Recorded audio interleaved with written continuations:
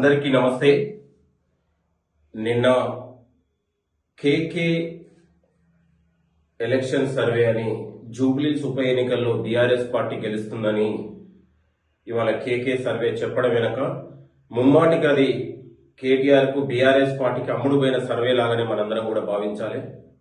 జూబ్లీస్ ప్రజలు ఇలాంటి కేకే సర్వేలను బోకే సర్వేలను ఈ బోగస్ సర్వేలను జూబ్లీస్ ప్రజలు నమ్మరని, జూబ్లీస్ ప్రజలు కాంగ్రెస్ పార్టీకి అభివృద్ధికి ఓటు వేస్తున్నారని, ఇలాంటి అమ్ముడుపోయిన సర్వేలు ప్రజల మధ్యలో విద్వేషాలు సృష్టించి ఫలితాలను తప్పుదారి పట్టించాలనే ఆలోచనతో కుట్రదారులు బీఆర్ఎస్ పార్టీ కేటీఆర్ ఆడిస్తున్నటువంటి డ్రామాగా మనం చూడాలని కూడా మీ అందరికి కోరుతా ఉన్నాం.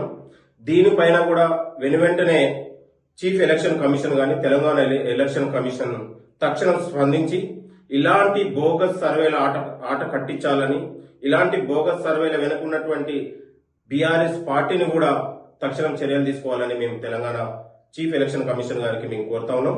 దయచేసి జూబ్లీస్ ప్రజలు, తెలంగాణ యువత ఇలాంటి బోగస్ సర్వేలను తెలంగాణ నుంచి తన్ని తరమాలని అందరికీ కోరుతూ నమస్తే. నేను మీ Chinagani Dayakar, Congress party general secretary. Thank you.